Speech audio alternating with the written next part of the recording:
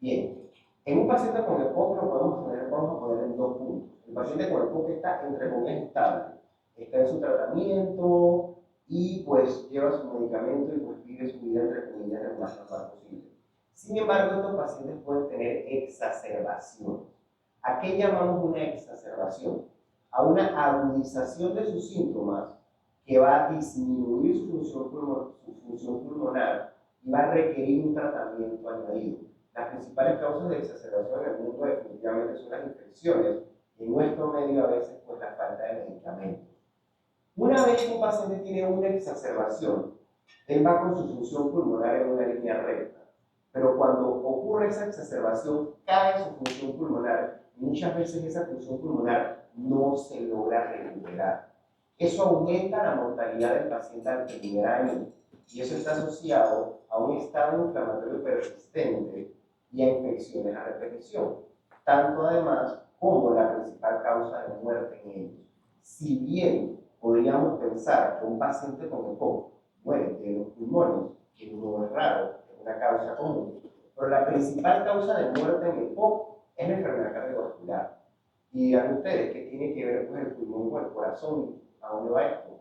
Realmente es un eje corazón-pulmón que van totalmente de la mano. Un paciente con EPOC no controlado va a producir una alteración en el eje cardíaco, algo que se llama hiperinsuflación dinámica a nivel pulmonar, que va a producir una falla del corazón, un estado inflamatorio persistente, y esto se va a asociar entonces a la mortalidad. La principal causa de esto son las exacerbaciones. Entonces, el prevenir las exacerbaciones en un paciente con EPOC nos va a permitir, palabras más, palabras menos, que el paciente no se muera. Entonces, por eso es tan importante prevenir esas exacerbaciones en nuestros pacientes. Justamente hacia allá quería ir, doctor, y era que habláramos un poquito de la relación entre esta enfermedad y lo que conocemos como insuficiencia cardíaca, ¿verdad? Porque usted decía ahora, ¿qué relación tiene una cosa con la otra? Que además son dos opciones bastante frecuentes.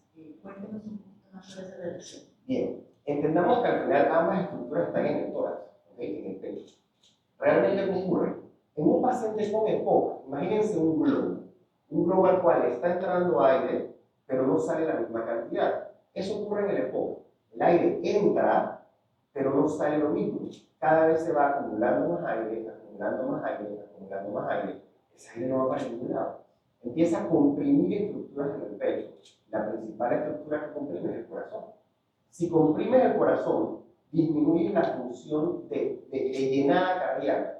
Es decir, el corazón no se está llenando adecuadamente bien. Y si lo aprietas del otro lado, no está bombeando la sangre al cuerpo.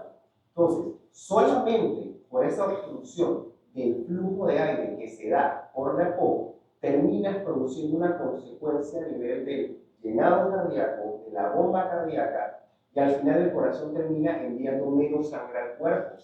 Esa sangre oxigenada que está insuficiente también por la EPOC. ¿Cuál es el principal órgano que recibe oxígeno del corazón? El mismo corazón. ¿Okay? Entonces, evidentemente eso va a llevar a que mi paciente pueda tener mayor riesgo de infarto al miocardio, insuficiencia cardíaca izquierda, insuficiencia cardíaca derecha y un resto de enfermedades a nivel sistémico que se asocian entonces al daño por esa inflamación sistémica que se produce a nivel pulmonar. Doctor, hablemos un poquito del perfil de ese paciente.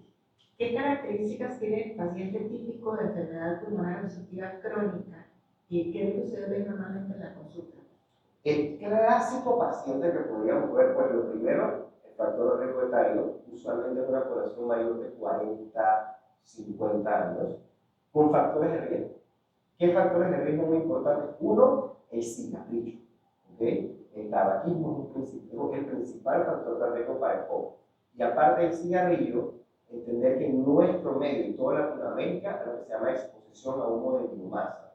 Humo de biomasa incluye cocinar con humo de leña, quema de montes, exposición a quema de herbazales, todo lo que tiene que ver con exposición a minería y tóxicos inhalados. Cosas tan sencillas a veces como cuando las mujeres van a hacerse las uñas, ven que liberan un químico, que liberan un polvito. Ese polvito inhalado se puede asociar a toxicidad pulmonar. ¿Bien? El vapeo, el narguilé, cigarrillos saborizantes, la tuberculosis. Entonces, todos esos factores de riesgo en un paciente pueden generar síntomas pulmonares como tos y falta de aire. Entonces, ese va a ser el perfil clásico del paciente. Ese paciente que tiene estos factores de riesgo asociados a estos síntomas de larga data, no son síntomas de 2 o 3 semanas, como ya mencioné, cuadros crónicos. Paciente que dice, doctor, lo que pasa es que yo tengo tos desde hace 3 años y he ido al médico varias veces y me dicen que solo tengo resfriado. Eso no es cierto.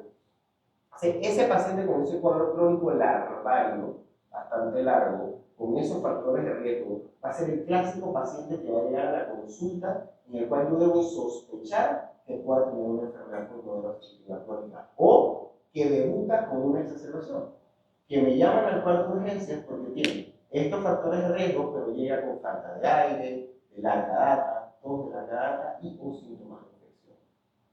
Hablemos ahora un poquito de ese diagnóstico, porque usted decía algo muy interesante y es que muchos pasan por múltiples médicos sin obtener realmente el diagnóstico de la enfermedad. ¿Cómo es ese proceso? ¿Qué debe de solicitar el paciente? ¿Cómo debe de abordar el médico cuando tiene esa tos persistente por mucho tiempo, síntomas que le ocurren, pero que no les dan solución? A veces el paciente consulta, a veces el paciente pide la atención médica, pero hay algo que aprendí bastante en la universidad, una frase de las clases de la actual decana de la Universidad de Panamá, la doctora Olga Calvo. Ella siempre nos decía algo: pienso, luego existo. Si tú no piensas en la enfermedad, nunca la vas a diagnosticar. ¿Bien? Entonces, si tú piensas que ese paciente puede tener alguno de los que tiene estos síntomas, los factores de riesgo, lo ideal es que ese paciente se le haga el diagnóstico adecuado. ¿El diagnóstico cómo se hace? Pruebas de función pulmonar. No únicamente porque fumaste y te falta el aire tienes EPOC, no es cierto.